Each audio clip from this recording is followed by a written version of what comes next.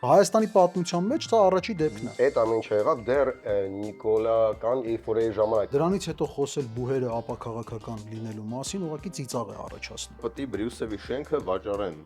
օլիգարխներից մեկին։ Դա անբարոյականություն է։ Սիրուն ափսեի վրա տալիս եք ԿՊ-ին իշխանությունը։ 2026-ը անկյունակարային ա լինելու մեր պետության համար։ Իբս կտեք իրար, եթե ավելի լավ թիրախ կա։ Բարև ձեզ, եթերում լուրջ քաստներ, շնորհակալություն, որ մեզ դիտում եք YouTube-ում, շնորհակալություն, որ լսում եք բոլոր ոդկասթային հարթակներում։ Այսօր մեր հյուրն է նախկին ԿԳՄՍ փոխնախարար Բրյուսովի նախկին պրոռեկտոր Գրիշա Թամրազյանը, ում հետ քննարկելու ենք կրթության ոլորտը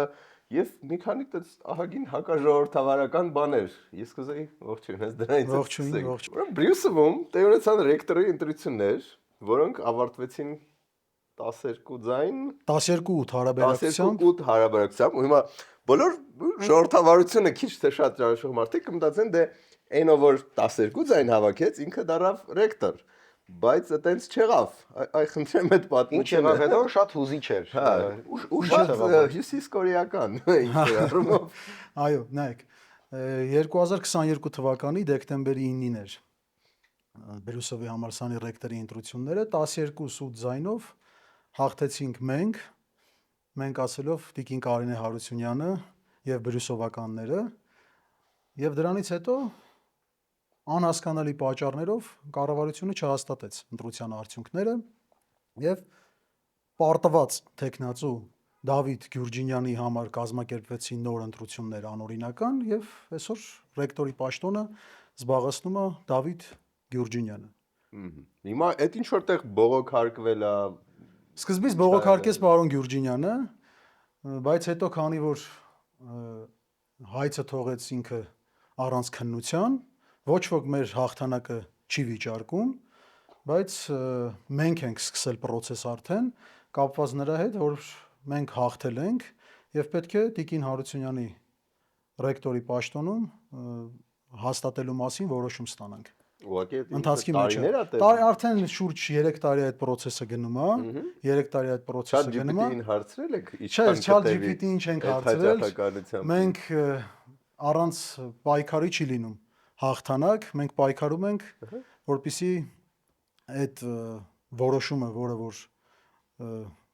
փաստում է նրա մասին, որ ռեկտոր է ընտրվել Տիկին Կարինե Հարությունյանը, մենք ունենանք այդ հաստարկը որն է, որ ինչ ասում կառավարությունը, երբ որ ասում է, օքեյ, 12-8, բայց մեկը էդի չեղավ։ Նայեք, հոգաբարձությունների խորհուրդը բաղկացած էր 20 անդամից, 10 անդամ համալսարանից էր ներկայացված եւ 5 անդամ կրթության, գիտության, մշակույթի եւ սպորտի նախարարությունից եւ 5 անդամ կառավարությունն էր ներկայացրել։ 12-8 հարաբերակցությամբ ժամանակվա փոխնախարար այժմյան նախարար Տիկին Ժաննա Անդրեասյանը հանրային հեռուստաընկերության ռեպորտաժում հայտարարեց, որ Կարինե Հարությունյանը ընտրվել է ռեկտորի պաշտոնը։ Կա արձանագրություն հաշվից հանձնաժողովի, որտեղ բոլոր անդամները ստորագրել են այդ արձանագրության տակ, որտեղ արտացոլված է նույնպես Կարինե Հարությունյանի հաղթանակը։ Կա տեսաձայնագրություն ամբողջ նիստի ընթացքի, որի խորհրդի նախագահն էր այդ ժամանակվա փոխվարչապետ Համբարձում Մաթևոսյանը, որը հիմա նախարարի պաշտոն է զբաղեցնում, որտեղ որ միաձայն բոլորը քվեարկում են եւ հաստատում են ընտրության արդյունքները նրա մասին, որ Կարինե Հարությունյանը ընտրվել է ռեկտոր։ Տեսաձայնագրությունը հայտնի է։ Շնորհավորում են Տիկին Հարությունյանին, որ Տիկին Հարությունյանը ընտրվել է ռեկտոր։ Դրանից հետո կա մի տեխնիկական մաս, որ այդ արձանագրությունները բոլոր հոգաբարձությունների խորհրդի բոլոր համալսարաններում ընտրությունների ժամանակ հենց նիստի ավարտից հետո չի արձանագրությունը ստորագրվում։ Քանի որ այդ արձանագրությունը պետքա կազմվի նիստի քարտուղարի կողմից։ Սովորաբար դա լինում է 2 օրվա ընթացքում ներկայացնում են, որ հոգաբարձությունների խորհրդի նախագահան իր ստորագրությամբ հաստատի այդ արձանագրությունը։ Ոնց որ լինում է նաև կառավարության նիստից հետո կառավարությունը որոշում ընդունում է, հետո վարչապետը որոշումը ստորագրում է։ Հիմա նույն այդ ընթացակարգին եթե մենք հետևում ենք տարբեր ժամանակների խորհրդի նիստի ավարտից հետո պարոն Մաթևոսյանը ասեց, որ դե արձանագրությունը կկազմեք, օգնականից միջոցով կփոխանցեք ինձ, որ ես ստորագրեմ։ Եվ դրանից ընդամենը հաջորդ օրը մենք այդ արձանագրությունը պատրաստ էր, կապնվեցինք օգնականի հետ, որպեսզի փոխանցեինք, որ ստորագրեր, օգնականը ասեց շատ լավ, ասեց ես երկուշաբթի օրը կմոտենամ կվերցնեմ, կստո բանը կփոխանցեմ, եւ երկուշաբթի օրը հրաժարականի մասին տեղեկացանք եւ փողվարչապետի եւ նախարարի, որը նաեւ կախված էր ընտրություններից, հա, բայց դա խնդիր չէր ստորագրելը, քանի որ այդ արձանագրությունները կազմված էր այն ամսաթվով, որը որ նիստն էր տեղի ունեցել, այդ ժամանակ ի պաշտոնե փողվարչապետ էր դեռ պարոն Մաթևոսյանը։ Եվ նա, այսպես ասած, կորեց, ոչ զանգերին պատասխանեց ռեկտորի մեր, մենք փոստով փորձեցինք այդ հարցը փոստով ուղարկել այդ արձանագրությունը, որպեսզի նա ստորագրի, եւ մինչեւ այսօր չենք ստացել այդ պատճառաբանությունը անձամբ իրենից, թե ինքը ինչի համար հրաժարվեց։ Դրանից հետո Վահրամ Դումանյանից հետո նախարար պաշտոնը զբաղեցրեց Ժաննա Անդրեսյանը, նշանակվեց։ Դրանից հետո ինքը մեկ օրվա ընթացքում այդ 10 անդամներին 9, եթե չեմ սխալվում, մեկ օրվա ընթացքում անհասկանալի պայմաններում բոլորը հրաժարականի տեքստ դիմում ներկայացրեցին խորհրդի կազմի անդամության դադարեցնելու մասին, իրենց անդամությունը խորհրդի կազմում դադարեցնելու մասին եւ օրենքի համաձայն ձևավորվեց 3 հոգանոց ժամանակավոր խորհուրդ։ Կառավարությունը լսի լրիվ ֆոկուս է։ Այսինքն հետո ինչ եղավ ըստ էության մինչև այսօր չենք հասկանում ինչ ա եղել։ Հետո կարող է մեդիարի տնկներ ու սաղս մեռնենք։ Հետո նայեք, հետո պատրաստվեց մի հատ ռեպորտաժ հանրային հեռուստաընկերությամբ, եթե հիշում եք, դուք էլ եք անդրադարձել ձեր հաղորդման շրջանակում Arm Comedy, որում ինձ մեղադրանք առաջադրվեց, որ ես հայոյել եմ ժամանակվա նախարար Վահրամ Դումանյանին, Տիկին Անդրեսյանը, երբ որ նշանակվեց նախարար կառավարության նիստից հետո շտապեց ասել, որ դուք գիտեք Բրյուսելում ինչ մթնոլորտ էր, երևի ծանոթացել եք մամուլում հրապարակումներին, հանրայինի ռեպորտաժ, այնտեղ քրեական գործեր կա հարուցված ռեկտորի խորհրդականի ին մասով եւ ռեկտորի նախորդող նիստում այնտեղ ինչ որ մի հատ անհեթեթություն, որ քվեարկության ժամանակ մեկ ուսանողի փոխարեն մյուսն էր, դրա մասով էլ ինչ որ հանրայինով գնաց ռեպորտաժ, դատախազությունը ինչ որ հաղորդագրություն ներկայացրեց քրեական գործերի ինչ որ շարան, փորձելով հանրության մեջ տրամադրություն ստեղծել, որ ինչ որ անօրինական գործընթացներ են, այո, բայց այդ բոլոր տեսաձայնագրությունը կա, այնտեղ ոչ մի անօրինական բան չի լինում, բոլորը միաձայն հաստատում են, ամեն ինչ անցել է օրենքի տառին համապատասխան, եւ շուրջ 2 տարի ես ունեցա մեղադրյալի կարգավիճակ։ Եվ վերջերս արդարացա, Վճռաբեկ դատանի որոշումը ստացա, որը վերջնական ացիանն է Հայաստանի Հանրապետությունում, եւ ես արդարացվեցի դատարանի կողմից։ Ես հակընդդեմ հայց էի նաեւ ներկայացրել հանրային հեռուստաընկերության ռեպորտաժի վերաբերյալ, սրա մասին էլ ասեմ։ Ասա իզվինի Չէ, ասա իզվինի չի, ասում եմ, որ սրանք զրպարտիչ են, էլի այդ լրագրողները, որոնք նաեւ քրեական գործով էին անցնում որպես վկաներ, ասում եմ, որ ինչի մասին որ իրենք խոսում են, դա իրականությանը չի համապատասխանում, եւ այդ հայցն էլ է մտել արդեն օրինական ուժի մեջ, հանրային հեռուստաընկերությունը դատարանի որոշմամբ ճանաչվել է որպես զրպարտիչ։ Եվ հանրային հեռուստաընկերությունը պարտավորեցրել էին, որպեսզի նա հերքում աներ, մի հատ ինչ-որ լղոզված անհասկանալի հերքում է տարածել, որով կարելի ասել, որ նայում եք, երևի հասկանում եք, որ իրականում ես հայոյել եմ, այդ հերքումն էլ է երևի դրա մասին ավելի շատ, քան թե հերքում կարելի ասել, բայց այնտեղ ուրիշ պահանջել կար դատարանի, որ իրանք միջև այսօր չեն կատարում։ Ու այն է իմ համար անհասկանալի, տարբեր ներկայացուցիչներ, երբ որ գնում են հանրային հեռուստաընկերություն, բան, խոսում են դրա մասին, որ մարդիկ այսօր ապա տեղեկատվություն են տարածում, բան հանրայինը տենց ռեպորտաժներ է բարբերաբար սարքում, տալիս եթեր մեր մարզի բնակիչների համար, թե ինչ վատ է ամեն ինչ, որ մարդիկ զրպարտում են, սխալ տեղեկատվություն են տարածում տարբեր հարթակներում։ Բայց իրանք դատարանի վճռով զրպարտիչ են ճանաչվել։ Պահարանը չդիմացան էմոցիաներին ակալին։ Տեսեք, ու դրա արդյունքում ինչ-որ մի հատ լեղոզված հերքում։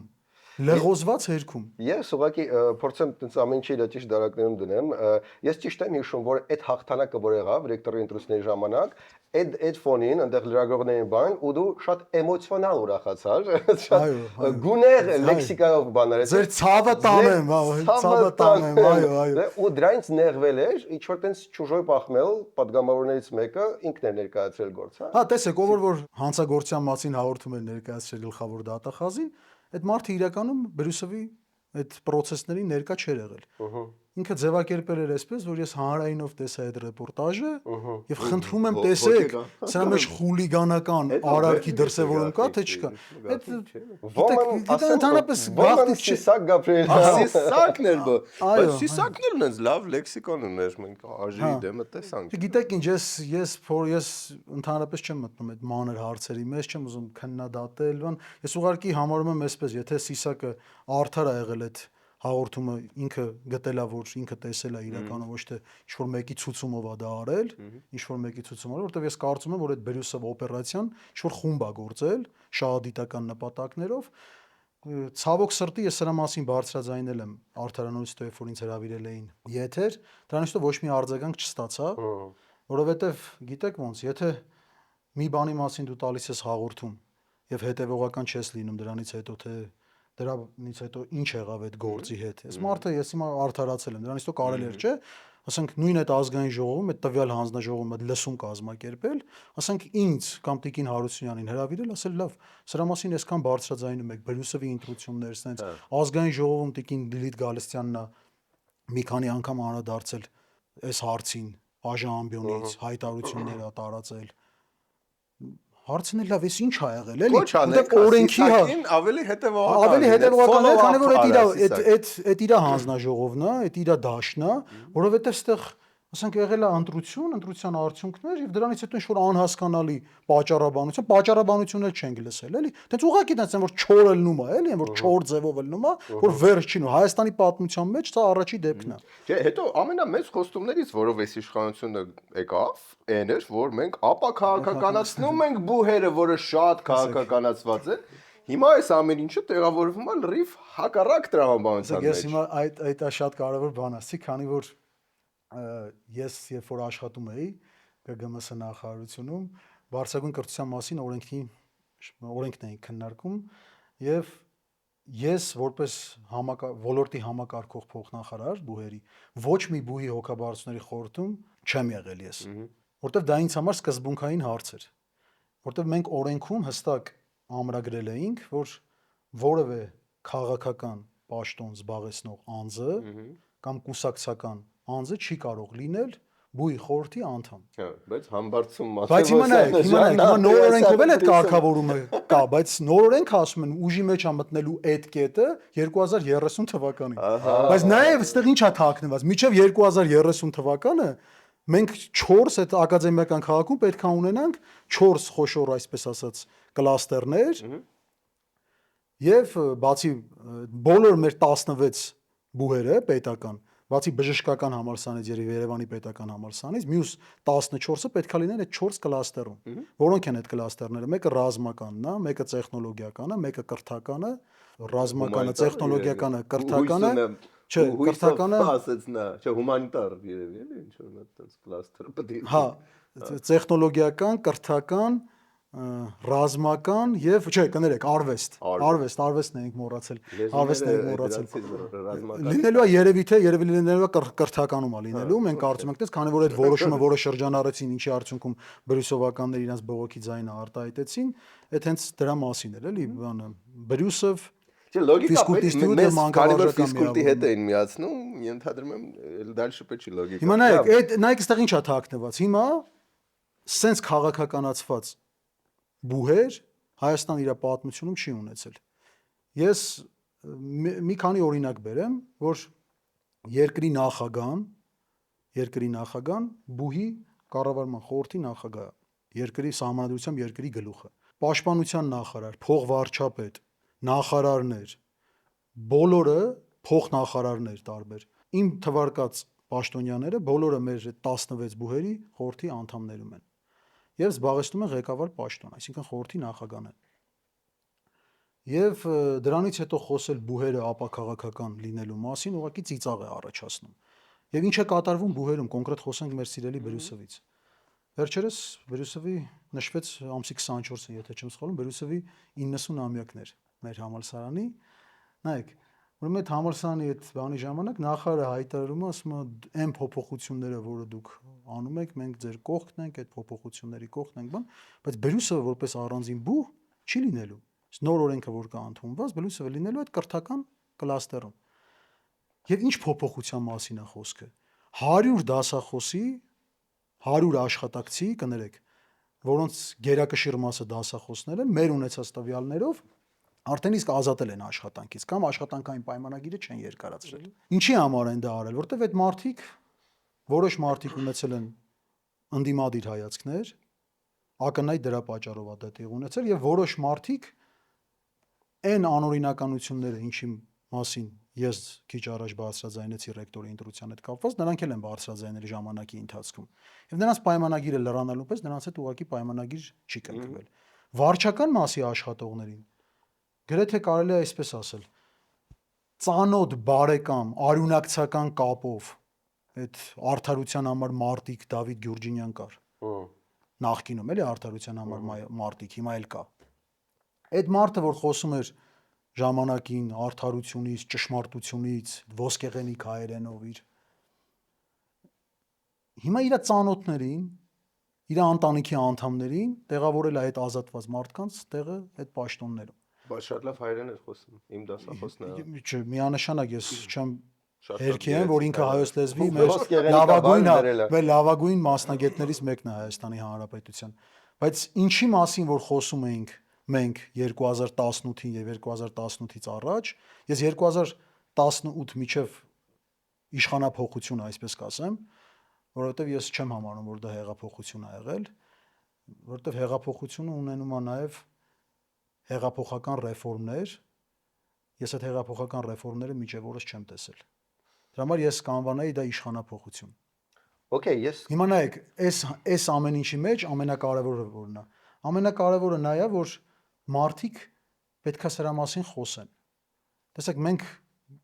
ես, Տիկին Հարությունյանը, մեր Ցոլակը Հակոբյան եւ մի քանի դասախոսներ, դուք նաեւ այս անարդարությունների մասին բարբերաբար մենք խոսում ենք։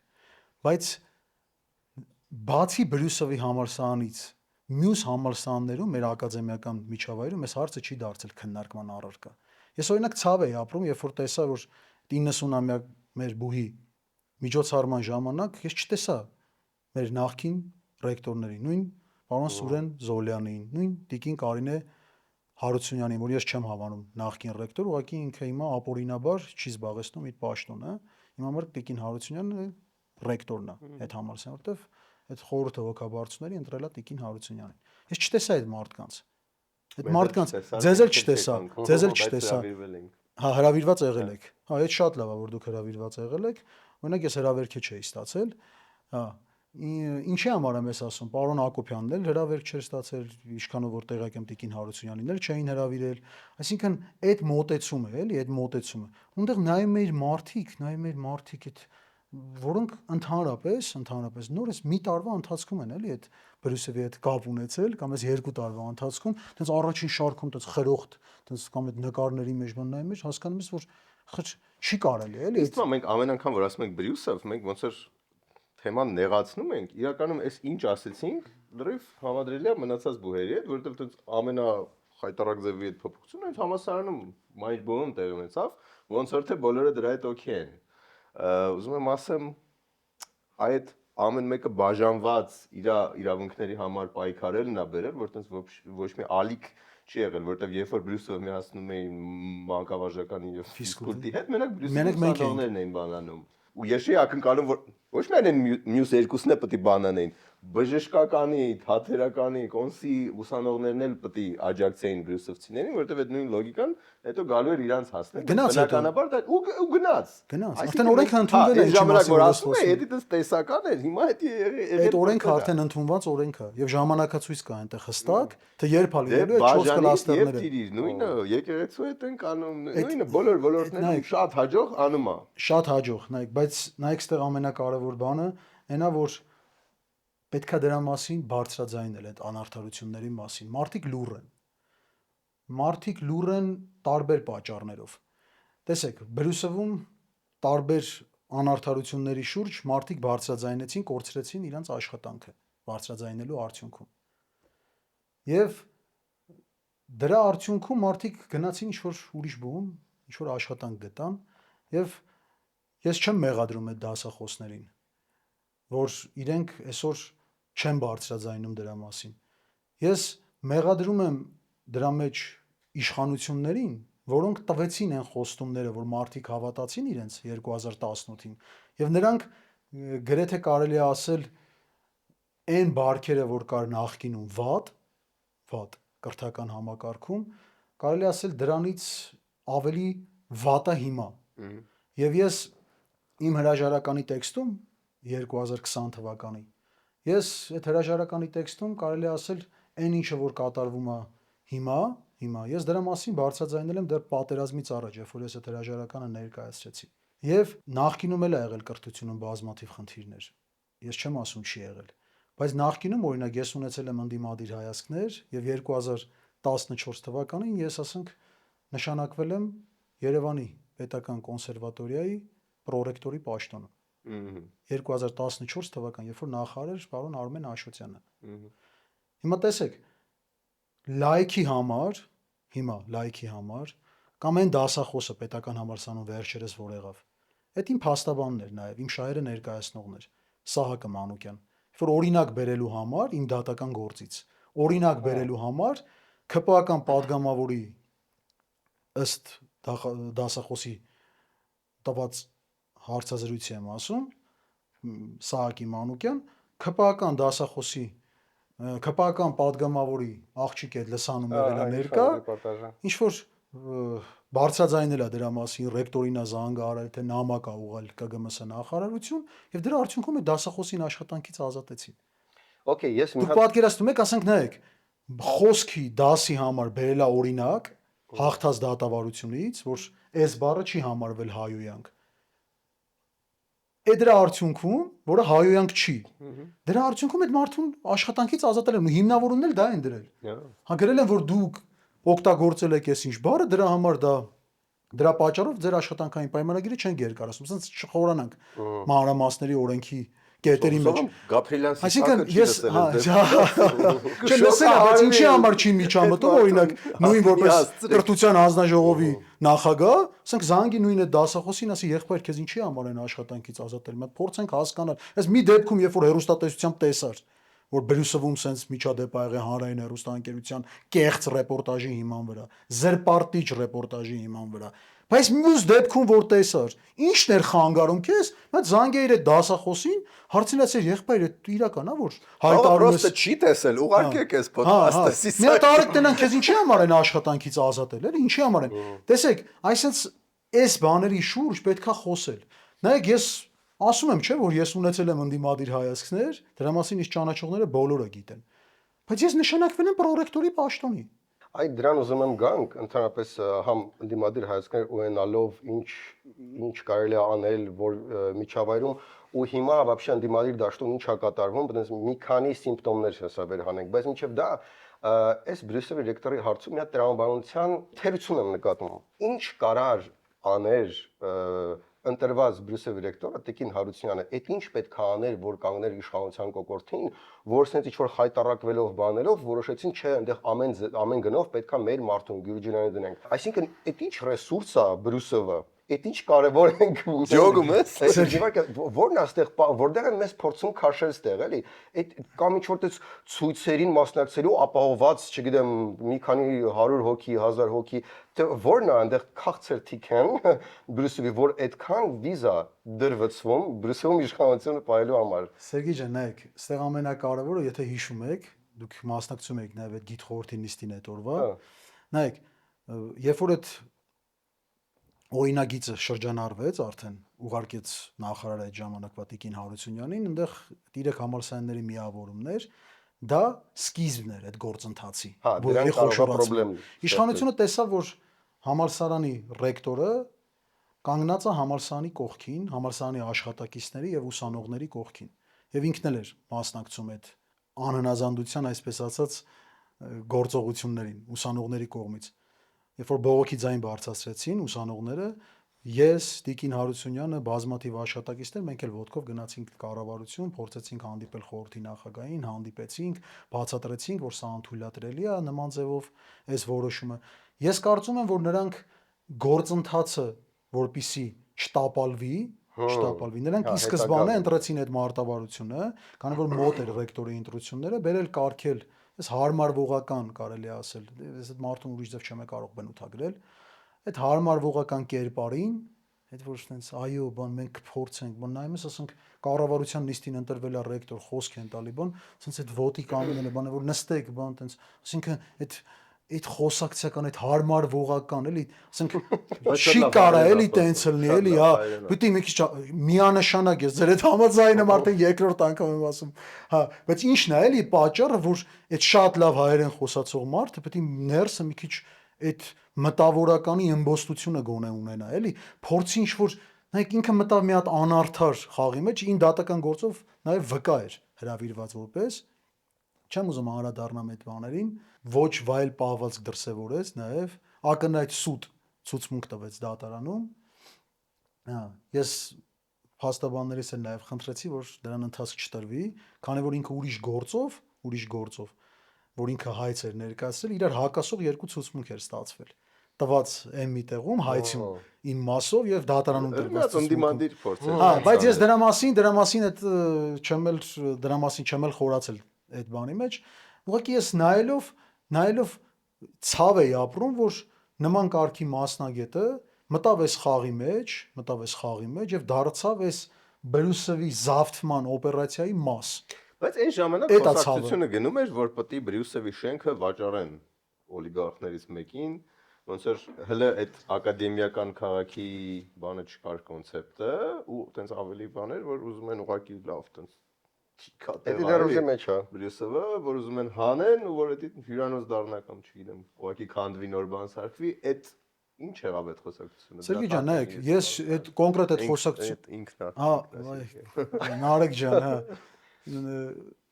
Այդ խոսակցությունների հետ կապված որ կոնկրետ օրինակներ են բերում, դրա հետ կապված ես փաստ չունեմ, որ ասեմ դա ճիշտ է։ Ով ամենատրամաբանականն է, որ կնի Սերգեյը զուտ դեմքին նայելով, հենց այն էլ Սերգեյն է։ Շնորհակալ եմ։ Մաքսիմալ Նարեկ ջան, հələ քիթ է։ Вообще Սերգեյի քիթ։ լավ կներեք տղերք, հասկացանք, մենք ենք սխալվում, դա հարամը Հայ մարդս մեծ վարժությունը ձայնա բերում, դրանք բերեն առաջի պլան ասում։ Սերգեյին կբերեն։ Այդ իմ ամենասիրած, այդ ես բարբերաբար նայում եմ, այդ վերջն է։ Այսօր մեր իրականությունն է։ Ասում բա դրանք բերեն առաջի պլան, ասում բա դրանք բերեն առաջի պլան, ասում վաչո դու կրկեսով նոր ես զբաղվում։ Այդ ամբողջ հայկական տենց մեր իրականությունն է։ Մեր իրականությունն է։ Կվինտեսենցիան։ Ասում Գյուրջինյանը։ Ասում են ոչ հարամը լինի, ասում ասենց։ Էլ ոչ ասում հավես։ Մի ոչ ես հավես ունեմ։ Շեղվեցինք որտեղ էինք տղերք։ Հա, ասում էի Սերգեյ։ Դե հասկացանք, լավ, ես սխալվել եմ, ինքը ասում է որ շենքը վաճառում են ոնց որ Բրյուսովի։ Նայեք, դրա մասին նաև վարչապետը հայտարարեց, որ ակադեմիական քաղաքի երբ որ պատրաստ լինի, այդ շենքերի տեղում, այդ շենքերը ոչ են մնալու, դա պետք է վարձակալությամբ կամ ուղիղ վաճառքի միջոցով, ինչքանով որ ես հիշում եմ, եթե չեմ սխալվում, տրամադրվի բիզնեսը զարգացնելու, պետական բյուջե մուտքեր ապահովելու համար։ Ուզում ասեմ, տեսեք, որ բուհերը պետքա խոշորացվեն, որ կրթական համակարգում պետքա լինի բարեփոխումներ, այդ միանշանակ է։ Ես լինելով ԿԳՄՍ փոխնախարար, ես էլ եմ մի անգամ մասնակցել այդ քննարկումներին։ Ունեցել ենք այդ ճանապարհային քարտեզը, թե ոնց կարելի է հասնել դրան, նաև բուհերի հետ քննարկելով ժամանակին։ Բայց ժողովուրդ, այս ձևով անել այդ, ու գիտեք ոնց, այսինքն, նայեք, նույն օրենքի քննարկման ժամանակ, նույն այս ամեն ինչի ժամանակ, նայեք մի հատ իդրաֆտում որոշում են կախում, երկու հատ այդ ԲԿԳ-ում Բարձրագույն գիտության եւ կրթության կոմիտեում, ինչ որ իրանց գից հասարակական խորհրդում, այդ քննարկում են անում, ասում են բանա, այդ քննարկումը վերջ հանրային քննարկումը անցնել, այդ պիտակը կպցնում են հանրային քննարկման ու գնում են առաջ։ Բայց դրան բազմաթիվ առաջարկներ է տրվել։ Որ առաջարկներն է ներառվել օրենքի մեջ։ Չգիտեմ։ Տեսեք, սրանք գլոբալ, նայեք, սրանք փոքր հարցեր են թվում, բայց կրթությունը այն ոլորտն է, որ ամեն ինչի հիմքը դա կրթությունն է։ Եթե մենք կրթությանը վերաբերվենք նենց ոնց որ հիմա ենք վերաբերվում, մենք չենք ունենալու։ Մի հատ վիճելի բան ասեմ, բայց ես միտեղ չհամաձայնվում ձեր հետ, որ ասում եք խոշորացումը դա տենց միանշանակա որ պետք է լինի։ Այդ գիտաժողովը որ եղավ, երբ որ մեր մոտ եկել էին տենց հիմնավորում էին, ես ինձ թվում է ի տարբերություն լիքը մարդկանց նախքան գնալը մի հատ research արեցի, հետազոտություն, ինչպես կասեր պարոն Գյորջինյանը, ու փաստարկները որոնք են, հա, որ բուհերը մնան ինչպես կան, ամենաառաջինը ու շատ կարևորը, որը տենց ինչ-որ մի քիչ կարող է հստակ չափելի չի, բայց դա ակադեմիական մթնոլորտն է։ Այսինքն բուհը, որը ունի իր ժառանգությունը, ունի իր ինչ-որ դրվածքը, իր ավանդույթները, ինքը տալիս է ավելի լավ ակադեմիական միջավայր, որպեսզի տվյալ ուղղությունը զարգանա, հա, ու այդպես բազմաթիվ օրինակներ կան, հա, օրինակ համաշխարհային, թե Պրահայի լեզվաբանական ինչ-որ դպրոց կա, բան, որը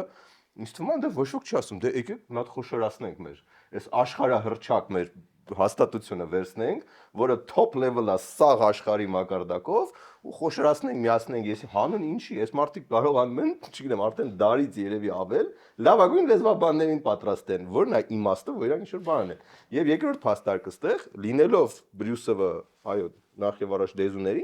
ինքը մեկը կարողանում էր օրինակ բացել քաղաքագիտության ամբիոն, ներգրավել ավելի շատ աբիտուրիենտ, քան բան, պատմականորեն այդ ամբիոնը ունեցող համալսարանը։ Համալսարանը, որը համարում էր ավելի պրեստիժ, չէր կարողանում այդքան աբիտուրիենտ բերել մի տեղի վրա, ինչքան Բրյուսովը, որը թվում էր թե պոլիտոլոգիան ինչ որ տեղ չունի։ Հիմա այդ ազատ մրցակցային ոլորտում, որ դու փաստորեն այնքան լավ քաղաքագիտություն ես տալի, որ ուսանողը գալիս է կոմոդ 1, երկրորդը ունես ինչ որ ավանդույթներ, ինչի խոշորացնել հանուն խոշորացման։ Ինչը դա չի աշխատում։ Եթե ինչ որ բանը չի աշխատում, հա, ես դա համաձայն եմ։ Չաշխատողը գուցեև արժի խոշորացնել, բայց շատ լավ արդյունքներ ցուցաբերող խեն խոշորացնել։ Մարիկ ջան, չէ, ես երևի ճիշտ չարտահայտվեցի, ես չեմ ասում, որ դա անխուսափելի էր։ Խոսքը վերաբերվում է նրան, ոչ թե օրինակ բուհերում կան մասնագիտություններ, տարբեր բուհերում, չթիրախավորենք։ Օրինակ տնտեսագետներ են պատրաստում բուհեր, որոնց մոտ դիմորդների քանակը որ նայեք, ձեր մոտ ծիծաղ կառաջացնի։ Խոսքը դրանց մասին։ Եթե մենք ունենք տնտեսագիտական համալսարան, ապրեք։ Եթե մենք ունենք տնտեսագիտական համալսարան, որի բոլոր տեղերը, դիմորդները մրցույթ է տեղի ունենում, ասենք 100 տեղի վրա դիմում է 200 հոգի, ենթադրենք։ Եվ այն մի տեղում, որտեղ 70 տեղ կա այդ համալսարանում, այնտեղ դիմում է 1 կամ 2 հոգի։ Ինչի համար է պետք այդ համալսարանը ունենա այդ տնտեսագիտություն մասնագիտությունը։ Խոսքը վերաբերում էր դրա մասին։ Իսկ ինչը վերաբերում է ընդհանուր բուհերի խոշորացմանը, եթե տեղ կա ռացիոնալ, որը նպաստելու է կրթության որակի բարելավմանը, որը բերելու է նրան, որ ավելի լավ մասնագետներ ենք մենք ունենալու, դա օքեյ է, ես կարծում եմ։ Ես էլ եմ կարծում, կստати ես էլ ուզում ասել, ես տենց ես չեմ հավակնում ինչ որ փորձագիտական կարծիք ասել, բայց ուղղակի տենց եթե տրամաբանենք, կարող է ինչ որ փաստարկներ կա, որ մենք չգիտենք, նարեկ ինչ որ քաղաքագիտություն։ Կարա լինի, հա, օրինակ туриզմը Բրյուսելում այդքան հաջող չէր, բայց ասենք պարզ է, չէ՞ որ լեզուն հաջող էր շատ։ Եթե խորանանք դրա մեջ, հավատացեք ինձ, մեզ 2 ժամը հերիք չի անելու, որ այս մասնագիտությունների դրանով անցնենք։ Հա։ Եկեք անցնենք մյուս բանին,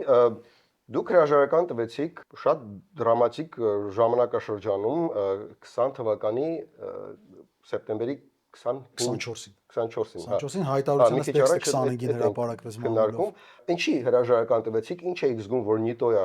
այնչի գնում ու դրանից հետո вообще ոնց է կտնում անդիմադիր դաշտը, ինչքանով զարգացավ դրանից հետո, ինչքանով չզարգացավ։ Ասեմ, քանի անկյունակարայինը ինձ համար եղել է, որ այն ինչի մասին, որ խոսվում էր 2018 թվականին իշխանությունների կողմից բուհերը ապաքաղաքականացնելու մասով, ես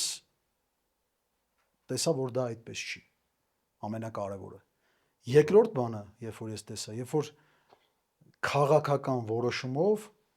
հնչեց միտ, որ քաղաքական որոշումը այս մարդը չի լինելու ռեկտոր։ Ես արդեն եղել է այդ եղելա դրանից հետո եմ ես այդ որոշումը կայացնել։ Հա։ Որոշումը կայացնել։ Նայեք, այնտեղ եթե հիշում եք, ինչ-որ հանցագործության մասին հաղորդում ներկայացվեց այն ժամանակվա նախարարի, ինձ մեղադրում էին հովանավորչության մեջ։ Եթե հիշում եք այդ ժամանակահատվածը, այդ հուլիս ամիսն էր։ Ինձ մեղադրում էին հովանավորչության մեջ համալսարաններից մեկի հետ կապված, ռեկտորի նշանակման հետ կապված, ընտրություններին մասնակցություն ունենալու, հետո դա օրենքի ուժ ստացավ, գործը հարուցվեց, ինձ հրավիրեցին, ընթացք չստացավ ոնց որ այս մեկը։ Բայց իմ համար սկզբունքայիններ են, որ ես լինելով ներսում 2018-ից փոխնախարարի պաշտոնը արդեն քաղաքական է համարվում։ Ես տեսա, որ այն ինչը որ մենք ընտրել ենք այդ ճանապարհը, այդ ճանապարհը չի, որով կարելի է ունենալ մեր երազած կրթությունը, մշակույթը եւ սպորտը։ Հա, Այսպես ասեմ։ Միջև այդ Եւ ես իմ հայտարարության տեքստում միջև այդ կետը ինչ որ փորձ եղել է, չէ՞։ Միանշանակ եղել է, տարբեր փորձեր ա եղել։ Ես սկզբունքային անհամաձայնություններ եմ ունեցել տարբեր հարցերի հետ կապված։ Եվ նախարարությունում հիմա աշխատողները դրա մասին կփաստեն։ Նախ ես կուսակցական չեմ եղել, բայց ես եղել եմ փոխնախարար եւ համակարգել եմ նախարարության վերջում արդեն կար ժամանակ, երբ որ միջի մասնագիտականը, այսպես ասած քոլեջները, բուհերը եւ սպորտը։ Վերջի ժամանակահատվածում արդեն հրաժարականից առաջ սպորտն էի համակարգում եւ բարձրագույն ուսումնական հաստատությունները։ Երբ որ լավ sense մի բառով ասեմ, ազնիվ չէին իրենց արտահայտած ինչի մասին որ նրանք խոսում էին, անում էին լրիվ հակառակը։ Իսկ ինչը տված խոստումներին հակառակ գործողություններ են, ասում էին պետքա լինել բուհերը ապաքաղաքական, բայց ասում էին քաղաքական որոշումը, պետքա ոչ թե իրանց, այլ մեր քաղաքական որոշումը, որ այս մարդը չի լինելու այս պաշտոնին։ Իմ համար անկյունակարային է մարդ, թե չէ։ Գիտեք ոնց, հավատարիմն ու չհավատարիմը ես չեմ մանում, բայց ընտրված մարդը, ռեկտորի պաշտոնում ընտրված մարդուն եղավ հայտարարություն, որ դա քաղաքական որոշում է, այդ մարդը չի լինելու ռեկտոր։ Այսինքն բուհերի ազատության միանշանակ նայեք, այդ որ ասում են ակադեմիական ազատություններ, բան, այդ միֆ էր, դու ժամանակը ցույց տվեց, էլի։ Իմ հայտարարության տեքստում որ նայում ենք, չէ, որ ասում եմ ինձ համար հայ ժողովրդի պատմությունը չի սկսում 2018 թվականից։ Շատ լրատվականներ հենց այդ էին վերցրել վերնագիր, այդ ինչի մասին էր, նայեք։ Այդ նրա մասին էր, որ ժողովուրդ մինչև 2018 թվականը մենք ունեցել ենք երկիր։ Մենք ունեցել ենք ձեռքբերումներ տարբեր։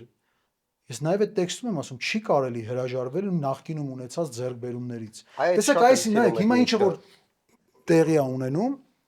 իշխանության կողմից, մենք տենում ենք, չէ, 4-րդ հանրապետություն, իրական Հայաստան։ Այս ամեն ինչը որ կա, նայեք 5 տարի առաջ, երբ որ ես այդ հրաժարականը ներկայացրել եմ, այդ տողերը, որ մենք իրար հետ ընթերցեցինք քիչ առաջ, դա ասում եմ, պետք չէր հրաժարվել նախկինում ունեցած ձեռքբերումներից։ Արդյոք այդ 4-րդ հանրապետության հռչակումը, որը իշխանությունը ուզում է, որ դա լինի, այդ մենք հրաժարվում ենք մեր ձեռքբերումներից։ Մեր նոր անկախ Հայաստանում բոլոր ձեռքբերումներից մենք հրաժարվում էինք եւ այդ իմ համար անթույլատրել էր։ Այստեղ տեսակի ու սկզբունքների հարց էր։ Ես ընդհանրապես որտեղ որ գնում եմ աշխատանքի, առաջին բանը իմ աշխատանքով որ ինձ առաջարկում է, ես առաջինը ասում եմ բոլորը կփաստեն, որ ում հետ որ ես որ աշխատել եմ, որ ինձ համար կա այսպիսի բան՝ սկզբունք եւ աշխատանք։ Երբ որ սկզբունքն ու աշխատանքը իրար հետ անհամատեղելի են դառնում, ես միշտ իմ կյանքում ընտրում եմ սկզբունքը։ Ես երբեք իմ սկզբունքներին իմ գծեր ունեմ։ Այդ գծերին ես չեմ կարող այդ գծերը անցնել, այսպես ասած։ Ես էլ այսինքն դա իմ սկզբունքների մասին է։ Այդ չէ դուք հարցը տվեցիք, ես ուղղակի դա չէի ասի։ Ուղղակի ուզում մի հատ էլ հիշեցնեմ, որ այդ ամեն ինչը եղավ դեռ նիկոլական էйֆորիայի ժամանակ, երբ շատ ավելի դժվար էր տալ հրաժարական նախքան պատերազմը։ Պատերազմից հետո այտենց ավելի հեշտ էր, շատերին դուրս գալի բան, այտենց մարությանը դուրս եկա բան, միանգամից Մեր գործընկեր Zigzag-ը բացի գժական ամանորյա զեղչերից առաջարկում է նաև զեղչեր մոնոբրենդային վաճառասրահներում։ Bosch Experience Center-ում, որը գտնվում է Սայաթնովա 20 հասցեով եւ Higher Brand Shop-ում, որը գտնվում է Rio Mall-ում, դուք կգտնեք գժական ամանորյա զեղչեր կենցաղային եւ խոհանոցային տեխնիկայի համար։ Բայց առաջարկներն այսքանով չեն սահմանափակվում, չէ՞ որ մենք խոսում ենք Zigzag-ի մասին։ Շարունակվում են նաև զիլ շահումները, ինչը նշանակում է, որ 50,000 դրամի եւ ավելի գնումներ կատարելիս դուք կարող եք դառնալ 25 շահողներից մեկը։ Խաղարկվում են 5-ական iPhone 17 Pro, վերջին սերնդի iPad 11, PlayStation 5 Slim, MacBook եւ մանուշակագույն Dyson Airwrap վարսահարդարիչ։ Շտապեք Zigzag, տոնական գներ, զիլ շահումներ։ Հիմա ուզեմ հասկանամ դրանից հետո ոնց եղավ ողբերգություն, ընդդիմադիր դաշը սկսեց ոնց որ ավելի ակտիվանալ, բայց անցել է ինչքան ժամանակ 5 տարի որպես արդեն 2000 թվականից տենց անդիմադիր դաշտում կարամ տենց ասեմ, հա, գտնվող համել մի քիչ առաջ խոսում ենք նախքան եթերը որ բոլոր անդիմադիր շարժումների մասնակցել են երեխա են եղել դեռ պատանի կարելի ասել բոլոր հիմա համապետական կողքից շարժումների հայացք ինչ է կատարվում ոնց եղավ որ տենց գոյաբանական խնդրից հետո ընդդիմությունը մեկը չկարողացավ հասնել հաջողության ու ոնց որ էլի միջև վերջերս էլի իրար ուտելու տենց ինչ որ տենդենց էր գնում Տեսեք, ես կարծում եմ, որ անընդհատ մեղադրել մի բանում ժողովրդին, դա սխալ է։ Եկեք նայենք տեսնենք 2018-ից առաջ մենք ինչ հասարակություն ենք ունեցել։ Պետք է մենք ազնիվ լինենք։ Ինչ սերիալներ ունեինք, ինչ սերիալներ ունեինք, այո հա, դժբախտ երջանկություն դժվար հարազատ թշնամի։ Մենք ինչ էինք ուզում։ Մենք ուզում էինք այդ սերիալներով, այդ մեսիջներով մեր հասարակությունը որ ինչ աներ։ Դա հա, այդ սերիալներով մտածել Այսինքն հիմա նայեք, տեսեք, անընդհատ երբ որ ժողովուրդը այդ սերիալներն էր ուզում։ Չէ,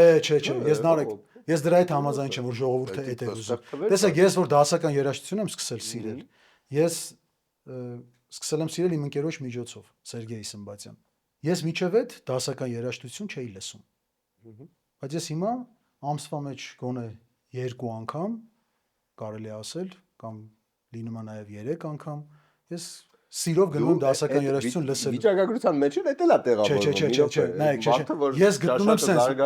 ճաշակը զարգանում, բայց ով պետք է այդ ճաշակը զարգացնի։ Այդ հարցի պատասխանը մենք մասնավոր հեռուստատեսությունը։ Խի մենակ մասնավոր։ Չէ, դա ես հարց եմ տալիս։ Նաև մասնավորը, բայց հեռուստա ռադիո ընկերությունների ինչ որ հանձնաժողով կա։ Չպետք է այդ սահմանի այդ կրիտերիաները թե հանրային մուլտիպլիկատով ինչ պետք է սփռվի։ Մենք ինչ պետք է տանք մարդկանց, ինչ մեսիջներ պետք է տանք հասարակությանը։ Դա դժվար հարց է։ Չէ, դժվար չի, շատ հեշտ է։ Ռաբիզ երաժշտության տիպի հարց չի։ Ռաբիզն էլ է նորմալ։ Ես նայեք այն մարդիկ, որ ասում են ռաբիզը sense չի կարելի։ Ես համ ռաբիզ եմ լսում, համ դասական եմ լսում, համ ռեփ եմ լսում, ամեն ինչ լսում եմ։ Ես էլ եմ ուզում որ նորմալ է, չի կարելի թիրախավորել ասել ռաբիզ լսողը բայց մի քիչ այդ էկրանից էնգոմ աշխատելու բան, ես ասում եմ, այն բան որ դուք նկարեք այդ լավ բարձր կրթող լավ սերիալը, շորտ իրան ուղղակի չի նայի։ Ու ինքը հերոստատեսությունը, օքեյ, կարա տենց սախ մի հատ վարկ վերցնի 7 հատ տենց սերիալ նկարի։ 8-րդի վաղտ ինքը փակվելու է, որտեվ այն մյուսը ոչ մի պարտավորվածություն չունի նկարել բարձրաճաշ։ Վերջը Գոր Վարդանյանն են նայում եկա մարդիկ։ Հա, մարդիկ վերջը նայում են բանը, բայց ինչ անում։ Գոր Վարդանյանինը հանրային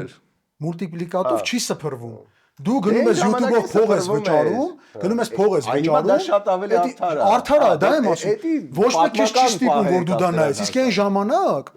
դու ուզեիր թե չուզեիր, երբ որ էկրանը միացնում ես, կամ հիմա, երբ որ հանրայինով ինչ-որ հաղորդում է գնում։ Նույն իմաստով այդ զրպարտությունը կամ ինչ-որ մի հատ զրպարտող նյութ կամ նույն այդ ամեն անգամ այդ մարդկանց կանչել այդ դեբատներին կամ այդ քաղաքական հաղորդում։ Դու ուզես չուզես, եթե դու ապրում ես մարզում, չունես այդ հնարավորությունը, որպեսզի վճարես, ունենաս ինտերնետ, YouTube-ից օգտվես կամ օգտվես այն ալիքներից, որը չկա այդ հանրային սփռվածության դաշտում, դու նայում ես այդ է քեզ մատուցվում։ Հիմա որ դուք հարցը բարձրացնում եք մենք sense, չէ՞ նայեք, անընդհատ երբ որ այդ հարցը հնչում է, մարդիկ ինչի համար, դուք տվեք մարդկանց առաջարկ, խոսքը քաղաքական ուժերի մասին է։ Դուք տվեք մարդկանց առաջարկ, որ մարդիկ մասնակից դառնան։ Հանրայինը այս սախ բանը շրջանը անցավ մի քանի տարում։ Այս սախ հայտարարեց, այդ հանձնաժողովը ստեղծեց, հետո բացեց էքսպերիմենտալ մի հատ ալիք, որտեղ տինի, որտեղ վերցրեց սախ YouTube-ի ֆորմատները, նույն բովանդակությամբ բերեց դրեց, այսինքն այն ինչի դեմ հրճակել էր բանել, ինքը մեկա լրիվ նույնությամբ ալիքով, որտեղ ինքը հասկացավ, որ նայելու են դա, երբ որ դու անես ուրիշ բան, դա չեն նայելու։ Դրա համար հենց նույն հանրային այդ սա հրճակելով մեկա բացեց ալիք, որտեղ սա YouTube-ի ֆորմատներով նույն լեքսիկոնով բերեց դրեց։ Ինքը ապացուցեց, որ այդ հրճակածը չի աշխատելու։ Նայեք ջան, երբ որ ես սկզբում ասացի, ոչ թե տեղի է ունեցել հեղափոխություն, այլ իշխանափոխություն, հենց դրա մասին էր։ Երբ որ նախկին հեղափոխականները, այսպես ասած, դառան իշխանավորներ եւ հասկացան, թե ինչ միջոցներով կարելի է կառավարել եւ ինչ մեսիջներ կարելի է տալ այս հասարակությանը, նրանք սկսեցին այդ օգտագործել, ավելի կատարելագործված, ավելի վատ բառ չեմ ուզում օգտագործեմ, ամենավատ ձևով, ասենց ասեմ, ամենակեղտոտ թիրախավորելով մարդկանց, այդ ձևով սկսեցին այդ նույն բաներից ամենավատ ձևով օգտվել։ Տեսեք, նայեք, մենք ունենք այդ ներուժը, այդ փոփոխությունները բերելու։ Մենք ասելով մեր հասարակությունը, հայ ազգը ընդհանրապես։ Ես չեմ կարծում, որ այդ վատ մտքերը որ կան, որ ոչինչ փոխել հնարավոր չէ, ոչ կարելի է փոխել։ Միանշանակ կարելի է փոխել։ Մեզանից բոլորից է կախված այդ փոփոխությունները, կլինեն թե չեն կլինի։ Հիմա տեսեք 2026-ը անկյունակարային է լինելու մեր պետության համար։ Ինչի համար է անկյունակարային լինելու, որովհետև իշխանությունը հստակ ձևակերպել է իր լոզունգները, դրանք 4-րդ հանրապետության ստեղծումն է, իրական Հայաստան այդ գաղափարախոսությունն է։ Հիմա ես չեմ տենում դեռ հավաքական, այսպես ասած, տիտղոսակիր ընդդիմության կողմից, թե իրանք ինչ են առաջարկում։ Այո, խիա տենց։ Ասեմ խիա տենց, որովհետև տեսեք, նախ եւ առաջ, եթե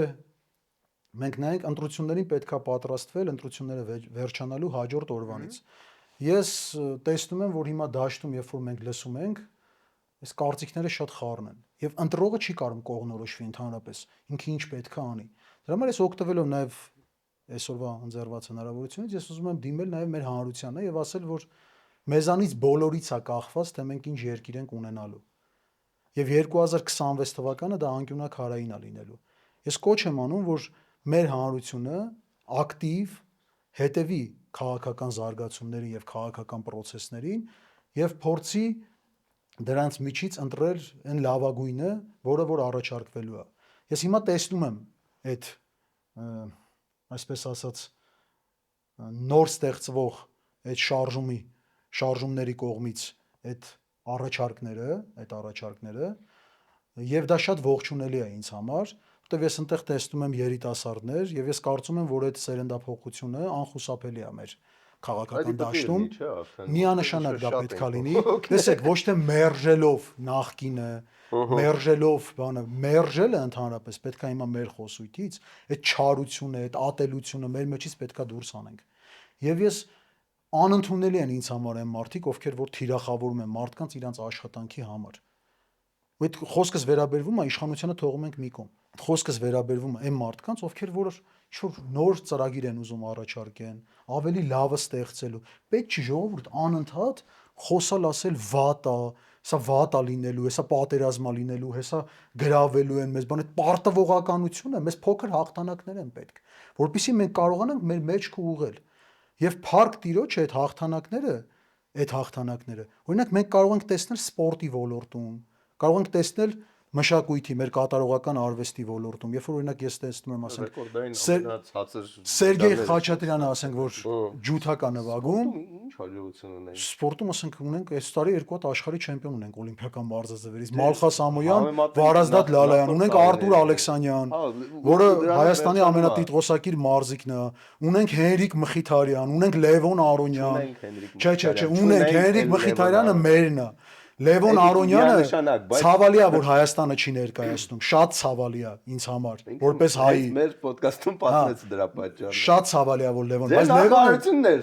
Չէ, նայեք, Ձեր նախարարություններ։ եկեք, չէ, նայեք, նախարարությունը դրա մեջ ունեցել է մասնակցություն, նախարարությունը բոլորինս է, նա բարձրաձայնել է այդ ժամանակահատվածում, որ իր հանդեպ անարդար մոտեցում ա եղել, ինքը դրա պատճառով է լքել երկիրը։ Բայց Հենոն էլ է մերը, Հենոն իմն է, Լևոնը իմն է, Մալխասը, Արտուրը, դրանք մեր ազգինն են։ Հիմա նայեք, մենք հաճախ, մենք ասելով մեր հասարակությունը, ես կասեի ոչ թե հասարակություն, այլ պրոպագանդիստները։ Տեսեք, այսօր իշխանությունը ունի իր առանձին պրոպագանդիստներին։ Ընդդիմադիր որոշ շրջանակներ, նորից եկեք չթիրախավորենք ինչի համար, որտեղ նայեք, ես համ խոսում եմ, որ պետքա մենք միասնական լինենք, պետքա համախմբվենք, պետքա ժողովուրդը հասկանա, որ իրանից է կախված վաղվա օրվա ապագան, համ գալիս ենք ինչ-որ հասարակություն, երևի սխալ օգտագործեցի այդ բառը, ոչ թե հասարակություն, այլ այդ պրոպագանդիստները, որոնք որ կան, դրանք վերցնում են ինչ-որ մի հերոսի, որտեղ այդ մարդիկ ինձ համար հերոս են։ Ու սկսում են այդ մարդկանց թիրախավորել։ Ամենավերջին թարմ դեպքը, երբ որ ինձ համար որպես նաև ընկերոջ, որպես հարազատի երցավ եւ որպես հայի, հարցը վերաբերվում էր կոնկրետ Արտուր Ալեքսանյանի դեպքին, եթե հիշում եք։ Արտուր Ալեքսանյանը ստացել էր պետական պարգևը, Հա, ինչի Նիկոլից վերցրեց։ Ինչի Նիկոլից վերցրեցիր, բանը դու այդ գումարը, որը 10 լավագույն մարզիկների համար նախատեսված պետական բյուջեի միջոցներից պարգևա տրումը, պարգևա վճարը։ Հիմա նայեք, մենք վերցնում ենք մարդուն թիրախավորում ենք, որ այդ մարդը իր գործը անում է ամենալավը։ Ամենալավը մոլորակում։ Մի հատ էսի ֆիքսենք, էլի, ամենալավն է ոչ թե Հայաստանում, Մոլորակում։ տարածաշրջանում, աշխարհում բոլոր ըմբշամարտ կպնողներից այս մարդը 97 քաշային կարգում հա, վստահաբար կարող ենք ասել։ լույսի պես այդ մարդը Վստահաբար կարող ենք ասել Արտուր Ալեքսանյանը իր ունեցած տիտղոսներով հունարոմեական ոճի ըմբշամարտի պատմության ընթացքում երրորդ ըմբիշն է իր տիտղոսներով, որը օլիմպիական խաղերից ունի 4 մեդալ։ 5 մեդալ ունի Լոպեսը, որը ամենատիտղոսակիր ըմբիշն է, կուբացի։ 4 մեդալ ունի Ալեքսանդր Կարելինը եւ 4 մեդալ ունի Արտուր Ալեքսանյանը։ Հիմա նայեք, երանի թե Արտուրին քննադատողները Արտուրի արած գործի Արտուրի ինչով որ զբաղվում է, այդ գործով զբաղվեին գոնե դրա 50%-ի չափով։ Մենք ունենայինք հրաշք միջավայր, այն մարդիկ, ովքեր որ զբաղվեն։ Նույնը վերաբերվում է նաև մտավորականների մասով։ Տեսեք, մտավորականներին, օրինակ ինձ համար Միքայել Աչապայանը, Սրբազանը այդ անդրդվելի զտարյուն հայի տեսակ է։ Ասենց եթե կարողացա ձևակերպեմ։ Այսինքն ինքը մարմնավորումն է ինձ համար, թե մտավորականի, թե ընդհանրապես հայի, թե քաղաքացու, թե այն որ անընդհատ ասում ենք, չէ, մտավորականները ինչի չեն խոսում։ Լավ, այդ մտավորականներից մեկը Միքայել Սրբազանը տարիներ շարունակ խոսում է տարբեր իշխանությունների ժամանակ։ Եկեք հիշենք Միքայել Սրբազանին կալանավորումից առաջ, եւ ազնիվ լինենք։ Միքայել Սրբազանը երբ որ կարծիք արտահայտեց քաղաքական դաշտի հետ կապված, թե ինչը կարող է բերել։ Միքայել Սրբազանին հիշում ենք, չէ՞ որ թիրախավորեցին։ Ունենք իշխանությունը չէր այդ թիրախավորողը։ Այդ ընդդիմադիր դաշտից բան, որը մի 2 ամիս հետո իրան ուզենալու էր առաջադրել նաև, տեսեք, այդ անհասկանալի է ինձ համար։ Հիմա նայեք, երբ որ հասարակությունը քաղաքացին, ժողովուրդը, լավ, ընտրողը տեսնում է այս ամեն ինչը։ Լավ, ժողովուրդը ինչ կարծիք պետք է։ Հենց դա, ինքը հիասթափվում է, ասես պետք է նստեմ տունը, իսկ իշխանությանը ինչա պետք։ Որ այդ մարդիկ, ովքեր որ դժգոհ են տարվող քաղաքականությունից, նստեն տունը, իսկ դա, նայեք, տեսեք, ընդհանրապես բոլոր իշխանություններին ընտրողը, բոլոր իշխանությունների, բոլոր ժամանակների ընտրողը, նա գնում է ընտրությունների։ Այսինքն 100%-ից գոնե 90 եւ ավել տոկոսը ինքը հետո տնից դուրս է գալի, գնում է ընտրությունների, իր քվեն տալիս է իշխանություն։ Ի տարբերություն այն մարդկանց, ովքեր ունեն ընդդիմադիր հայացքներ, նրանք այդ հուսահատությունը տեսնելով չեն ուզում։ Հիմա ես դրա համար եմ ասում, ժողովուրդ, մենք անընդհատ այս 6 ամիսների ընթացքում, նաեւ դուք էլ ձեր հարթակը օգտագործելով, մենք պետք է մարդկանց ասենք, որ եկել է այդ փոփոխությունը ընտրության միջոցով անելու ժամանակը։ Եվ ես վստահ եմ, որ մեր հասարակությունը գնալով ընտրատեղամաս, ակտիվ լինելով քաղաքական process-ներին, նոր ձևավորվող շարժումներին, տեսեք, հիմա ձևավորվել է մեր ձևով շարժումը, որը բացել է գրասենյակներ, մարդիկ կարողանում են, գնում են, անդամակցում են, ինքը հələ որ հայտարարվել է շարժման համակարգողի կողմից, որ ապաքաղաքական, այսինքն բոլոր քաղաքական հայացքներ ունեցող մարդիկ կարող են դառնալ այդ շարժման անդամ։ Այսինքն, եթե դու մասնակցել ես, այսպես ասած, ըստ ինձ իշխանափոխությանը, բայց լայն զանգվածների համար հեղափոխությանը, հա,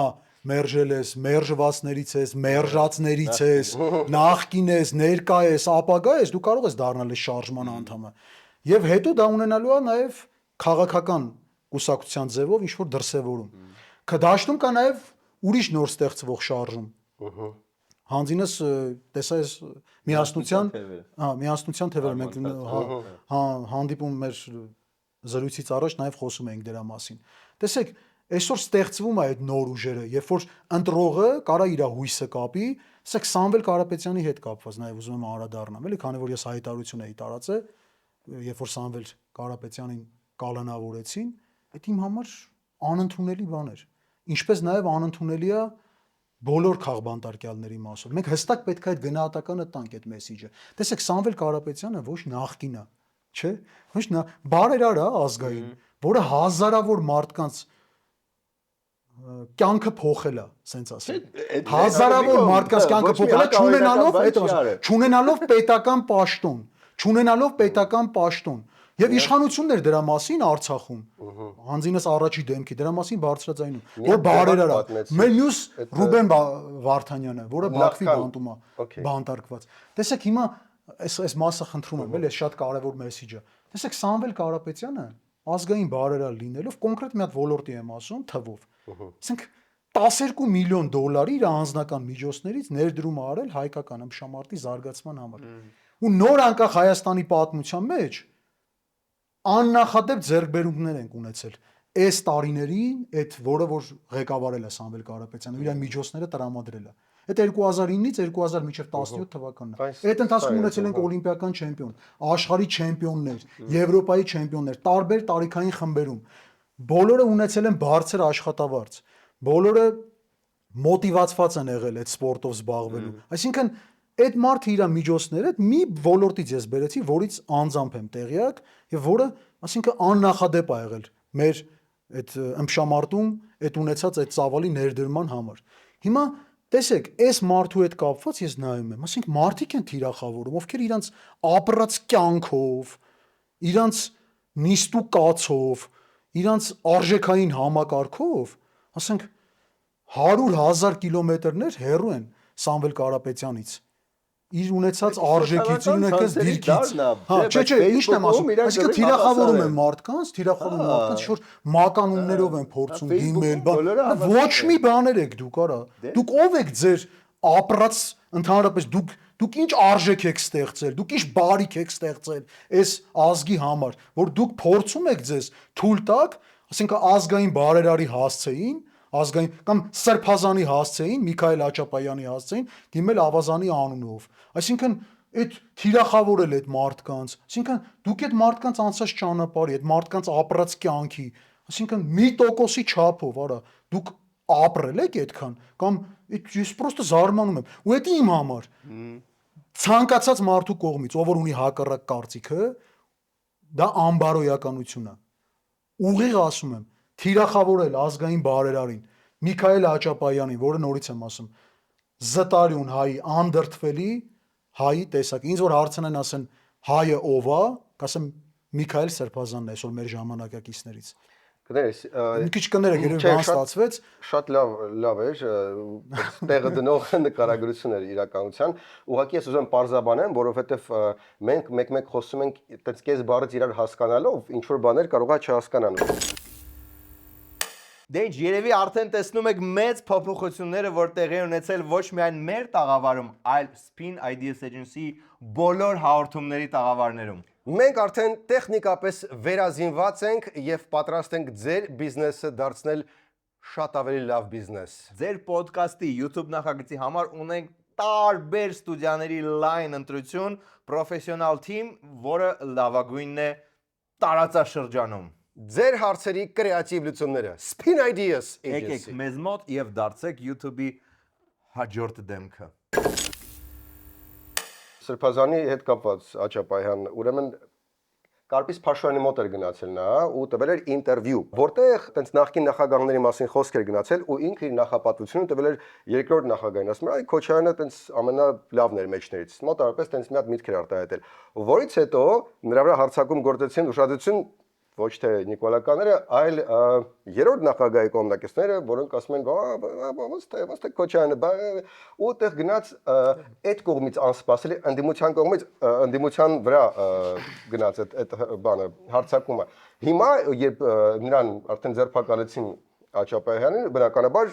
հետ դարձ եղավ, հա չէ, ինքը նկարներն են շիրանում, հա, մերոնքական է, բան, եսիմ ինչա, բայց այդ օրինակը մի ամբողջ երևի մինիմում մի տարի կարելի է տեսնել, որովհետև այդ ժամանակ Քոչարյանենք ասում են, հա, տենց է, դե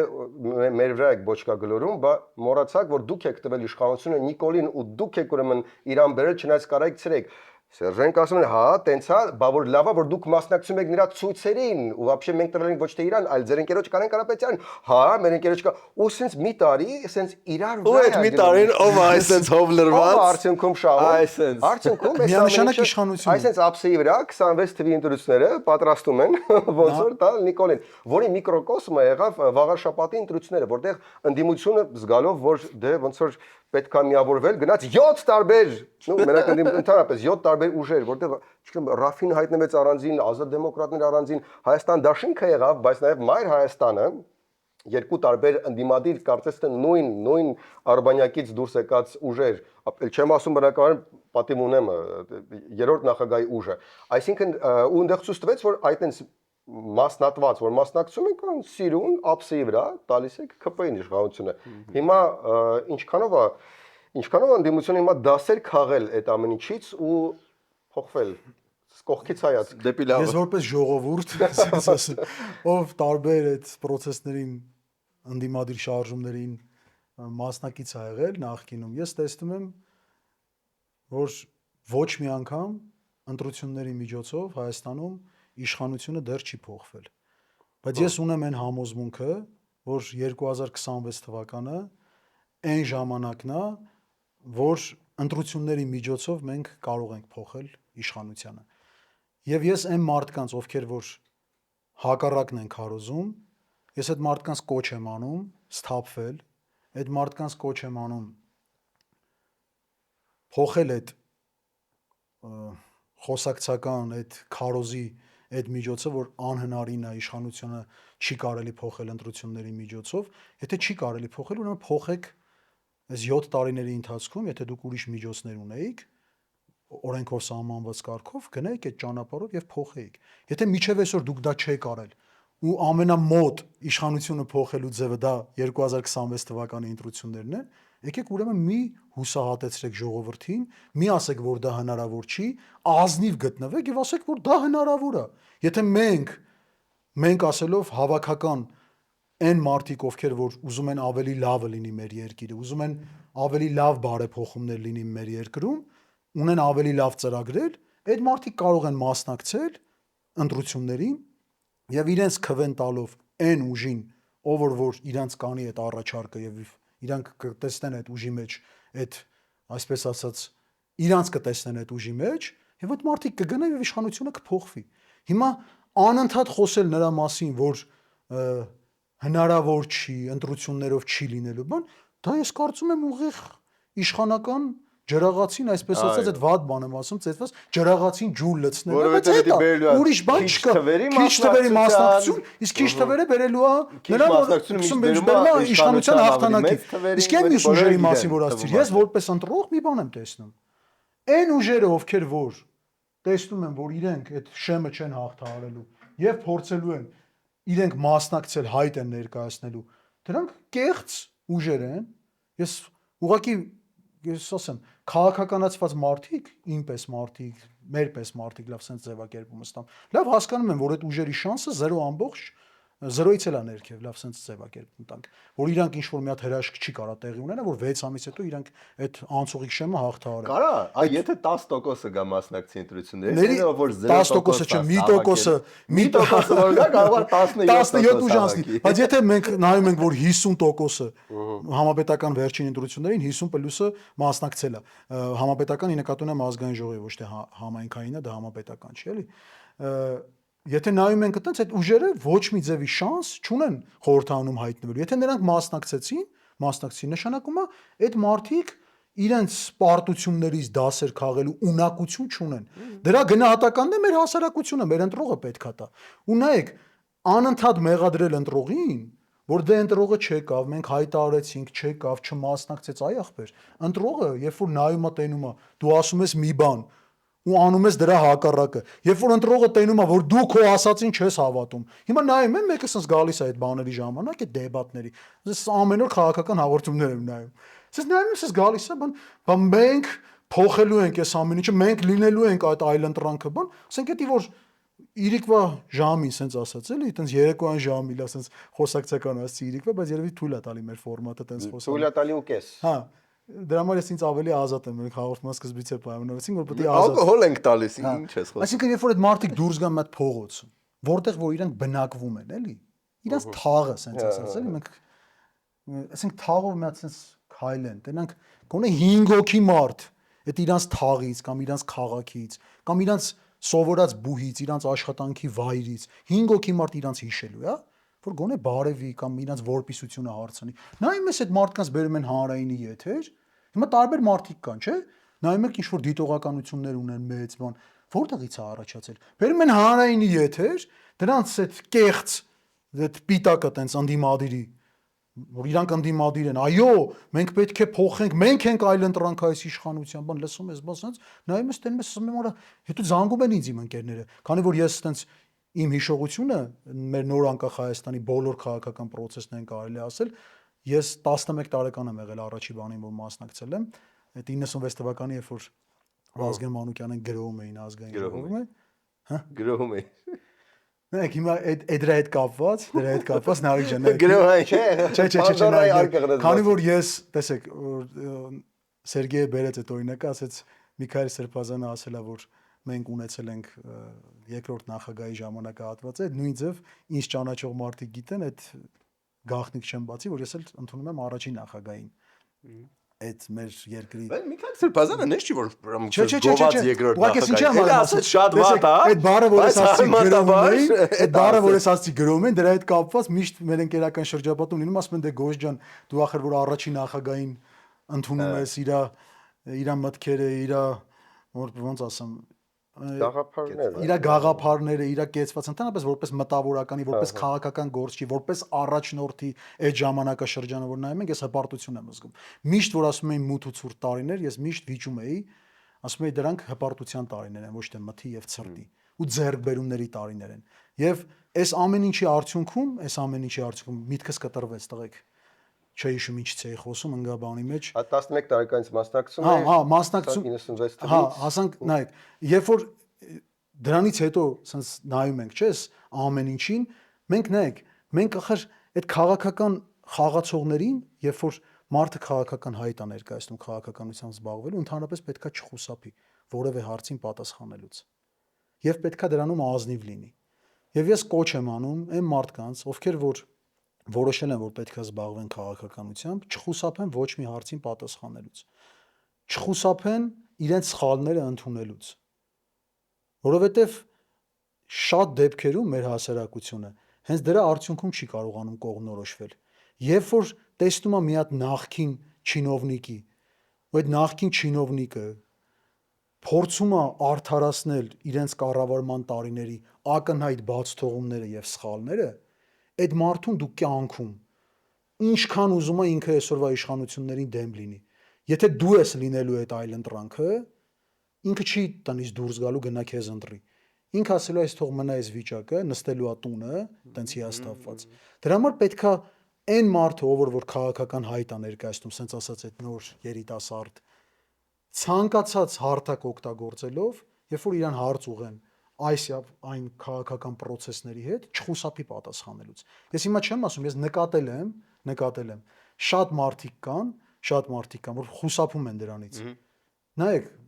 ընկերական հարաբերությունները, ունեցած հարգանքը, անսխալականներ չկան։ Ոչ մեկ անսխալական չի։ Բոլորը ունենում են սխալներ, բայց երբ որ հարցը տալուց մարդուն ասում են, ասենք դու սխալ ես գործել, ասում է այո մենք էլ ենք ունեցել սխալներ ու դրանով ավարտվում է ու դրանով հետո իրեն հարցում են ասում դուք ձեր սխալները չընտրեցիք դուք ձեր սխալները չընդունեցիք ասում է ոնց ասում էլ քանի անգամ ասենք որ մենք սխալ ենք եղել չէ տենց չի լինում տենց չի լինում այսինքն եթե դու գալիս ես իշխանության սխալները հերթով սկսում ես թվարկել այս ոլորտում այն ոլորտում երբ որ քեզ ասում են բա դու ինչն ես սխալ արել դու պետք է ասես չէ որ ես ստեղ եմ սխալ արել ես հիմա եթե ես որոշեմ զբաղվել քաղաքականությամբ ինձ որ ուղիղ հարցեր տան, ասեն օրինակ քո ոլորտում երբ որ այսինչ որոշումը որ ընդունվեց դու փոխնախարար ես, դա ճիշտ էր թե սխալ էր, կոնկրետ որոշման հետ կապված։ Ես ասենք չեմ ամաչի կամ շատ կա չէ հիմա որ մարդկանց ընդունել որ ես այսինչ որոշումը սխալ եմ ընդունել։ Տեսեք, հիմա մեղադրական տոն կա, զգացել եք, ով որ մասնակցել է 2018-ի process-ներին, 2018-ից առաջ, ես հիմա նկատում եմ, այսինքն որ այս իշխանությունը այդ ձախողումները, որ ունեցել է, այդ բարեփոխումները, որ չի կարողացել իրականացնել, փաստացի չի կարողացել իրականացնել, թերացել է, վատ է արել։ Տեսեք, Այդ ամեն ինչի արդյունքում ինչ որ մեղադրական տոն եմ ես նկատում, այն որ բա դու որ ասում ես, բա քո ուզածը չէր էս իշխանությունը։ Ինչ են ասում։ Մխիթարյանին պիտակ են կպցնում, Միքայել Սրբազանին պիտակ են։ Ինչ քաղաքական գործի պետք է չկպցնի։ Չէ, քաղաքական գործ ինչ է։ Հասարակ քաղաքացում։ Նույնիսկ էլի, ուզում եմ ասել, չէ, նայ, այնտեղ ոչ ոք ապրես, չէ, այս հասարակ քաղաքացում։ Մարդուն, ով որ ինքը քաղաքական գործիչ չի եղել, ինքը այդ վտանգները կամ ինքը ես այդքան քաղաքականացված լինելով, ես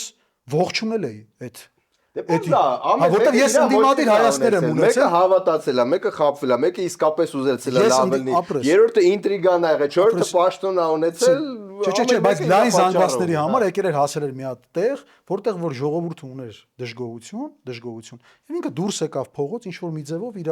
անհնազանդությամբ, ակցիաներով, ինչ որ բաներով, ինքը նայեք, ժողովուրդը հավաքական իմաստով կարա սխալ ընկալի, որ ասում են ժողովուրդը երբեք չի սխալում, այդպես բան չկա։ Ժողովուրդը նախ եւ առաջ, որ ժողովրդի անունից բոլորը խոսում են, չկա այդպես բան։ Կա հասարակության ժողովրդի ինչ որ մի հատ մաս, ով որ նայեք, հիմա նույն 2018-ին, ասենք ենթադրենք 100,000 մարդ է, ամսի 23-ին ա եղել ամենաշատը հրաժարականի օրը նախագահի, 100,000 մարդ է մասնակցել։ Այդ 100,000 մարդը քանի տոկոսն է մեր ընդհանուր Հայաստանի Հանրապետության ժողովրդի։ Եթե համարենք, որ 3 միլիոն մարդ է ապրում, շատ քիչ տոկոսն է, չէ՞, բայց տեսեք, ինքը դիտարկվեց որպես ժողովուրդը, չէ, այդ ակտիվ մասան էր քաղաքականացված, ակտիվ մասան էր։ Պլյուս դրան նաև այն մարդիկ, ովքեր որ տարիներ շարունակ տեսել էին այդ անարդարությունները, դրանից դրդված իրանք դուրս եկան, իրենց բողոքի ձայնը բարձրացրեցին։ Բայց այդ մարդիկ պետք չէ այդ մարդկանց հիմա մեղադրել, որ այդ մարդիկ սխալվել են իրանց ընտրության մեջ։ Ընտրության մեջ եկեք քաղաքական գործիչներին մեղադրենք։ Եկեք մեղադրենք, որտեղ նայեք, եթե դու ունենում ես, այդ եմ ասում, իրանցն եղել, ուրեմն դուք եք ավելի վատ փոխանցել, որ այս իշխանությունը, հետո նայեք, ամեն ինչով սևացնելով, տեսեք, որ ասենք հիմա բան է, չէ՞, մի հատ լավ բան է լինում, պետք է ազնիվ լինենք, չասենք, որ լավ է, որ դպրոց են սարքում։ Լավ է, որ գնում ես մարզեր, մի գյուղից ես հաճախակի եմ լինում, էլի։ Մի գյուղից մի գյուղ գնալուց երբ որ այն ժամանակ այդ ճանապարհը վատն էր, հիմա լավն է։ Ժողովուրդը շատ լավ է, որ ճանապարհ են սարքել, բայց այդ իշխանության պարտականությունն է այդ ճանապարհը սարքելը, այդ դպրոցը սարքելը։ Եթե նորից եմ ասում, ես թվերին չեմ տիրապետում։ Եթե նախկինում դա չի սարքվել, այդ վատ է այդ իշխանությունը, որ նախկինում չի արել, բայց դա հերոսություն չի։ Այդ է իմ ասածը, դա հերոսություն չի։ Երբ որ դրա մասին, այսինքն ես նայում եմ հանրային բանի մեջ քննարկումների ժամանակ, երբ որ նայում ես, այդ դրանից էլ են խուսափում շատ դեպքերում։ Չէ, դե համադրության բան է։ Այդ եմ ասում, դրանից էլ են խուսափում, ապրես, հիմա նայեք, մենք ունենք այդ ներուժը, եւ ես կարծում եմ, որ մենք ասելով, մենք ի նկատի ունեմ նաեւ ձեզ, ինձ, տարբեր մարդկանց, ովքեր որ ակտիվ են, ովքեր որ պատրաստ են բերել այդ փոփոխությունները,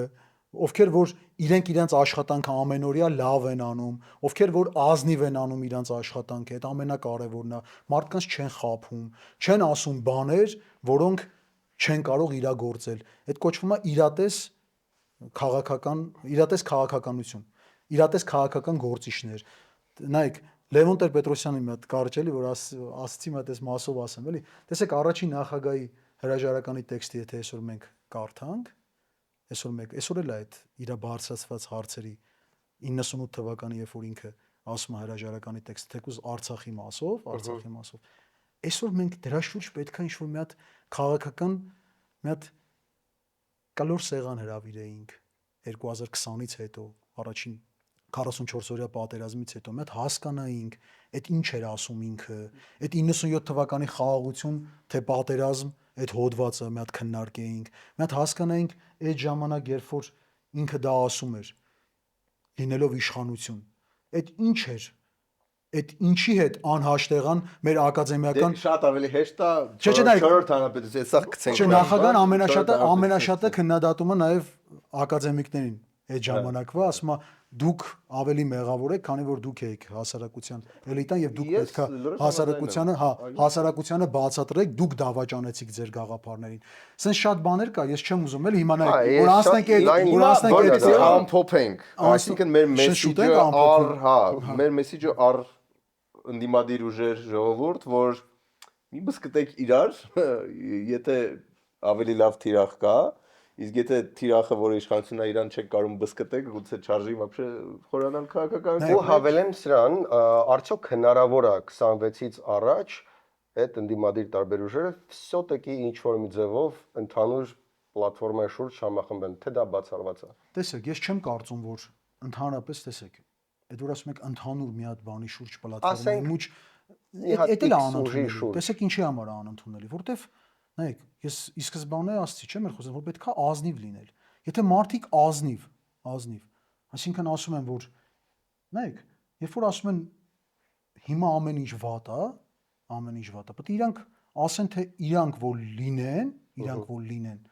ինչն են անելու ավելի լավ։ Որտեվ ես գտնում եմ, որ այն խոստումները, ինչը տվել է այս իշխանությունը, գալով իշխանության, այդ խոստումները չի իրականացրել։ Դրա համար այս իշխանությունը պետքա գնա։ Այսինքն այդտեղից պետքա սկսել, ոչ թե սկսել թուրք, դավաճան, ուրացող, այս լեքսիկոնով խոսալ։ Հիմա որ օրինակ երկրորդ ու երրորդ նախագահների ուժերը ասեն, որ միասին են գնում, ես դրան պրոստը չեմ հավատա։ Որովհետև այս ամեն ինչից հետո չեն կարող իրանք միասին։ Այդ իմ համար ավելի վատ կլինի։ Դե դրա համար Թաթոյանը առաջարկում է դուք կոնկրետ չեք դերել էլի օգուտ, ավելի չմասնակցեք։ Բայց եթե մեր ձևով ու Թաթոյանը միավորվեն, ես օքեյ կլինեմ, որովհետև դες մեծ տարաձայնություն չեմ տեսնում։ Նախ եւ առաջ ժողովուրդն է իր քվեով որոշելու թե ով է լինելու հաջորդ իշխանությունը։ Ես տեսնում եմ, որ այդ հնարավորությունը կա ստեղծված։ Ով կմասնակցի եւ ով չի մասնակցի, այն ուժերը նորից եմ ասում, երբ որ տեսնում են, որ իրենք ակնհայտ այդ շեմը հաղթահարելու խնդիր են ունենալու, եւ այդ ձայները փոշիանալու, դրանց մասնակցությունը բերելու է շատ վատ հետևանքներ ունենալու։ Իսկ այն ուժերը, ովքեր որ որոշում են, որ իրանք պետքա մասնակցեն եւ ունեն ծրագիր, բաց է, վերջը այդ ժողովուրդը պետք է այդ ընտրության հնարավորությունը ունենա։ Ես այն նրա կողմնակիցը չեմ, որ բոլորը պետքա լինեն մեկ տեղում եւ լինի իշխանությունը։ Այդ կարաբերի խնդիրներ, ասեմ ինչի համար, քանի որ ես լինելով ընտրող կան բաներ, որ այդ ընտրողը չի ընդունում այդ անձին եւ ինքը այդ օրը կմնա տունը, կնախընտրի, ասի, որ այս մարդը այս ցուցակի մեջ է, այս մարդն է դրա առաջնորդը կամ դրա հետևում կանգնած, ինքը դրան ոնց որ ասած այդ դաշինքի անդամ է, ես իմ ձայնը չեմ տալու։ Ես կարծում եմ պետքա լինի խոշորացում, այդ փոշիացող ձայները պետքա խոշորանան ինչ որ դաշինքներում կամ ինչ որ ուժերի թեկուս կուսակցությունների մեջ պետքա մի քիչ շվանան, որտեվ ես կարծում եմ այդ աբսուրդ է, այդ 90-ից ավել կուսակցություն ունենալ, անցած ընտրություններին 27 ուժ է մասնակցել, 20 քանի ուժ է մասնակցել 2021 թվականին։ Այդ իմ համար աբսուրդ է, որպես ընտրողի ու անթույլատրելի է։ Մենք հիմա մեր հասարակությունը պետքա նաև այդ պահանջը ձևակերպի ընտրողները։ Տեսնում եմ, գնում են մարզերով, շարժման անդամները, հանդիպումներ են ունենում։ Այդ մարդիկ, ես հարցրել եմ, այդ առաջարկը նաև անում են այդ ուժերին։ Ասում են, գիտեք ինչ, մենք արդեն հոգնել ենք այդ ամեն ինչից։ Մի հատ կողմնորոշվեք, մի հատ նենց պլատֆորմ ստեղծեք, որը այլընտրանք լինի այսօրվա բերվող առաջարկին իշխանության կողմից, որովհետև այս իշխանությունը ունի արդեն առանձին քաղաքագետների խումբ ունի, առանձին պրոպագանդիստներ ունի, ինքը ստեղծել է այդ մեխանիզմը 7 տարիների ընթացքում։ Այս 7 տարիների ընթացքում ինքը ամեն ինչ ունի, եւ նայում եք, տեսեք քաղաքացիական հասարակության բան ունի, ակտիվիստներ ունի, որոնք գնում են, գալիս են, սկսում են այդ քարոզը տանել։ Ամեն ինչ ունի։ Հիմա ընդդիմությունն էլ պետք է այդ ամեն ինչով ունենալով իր առաջարկը ներկայացնի մեր ընտրողներին։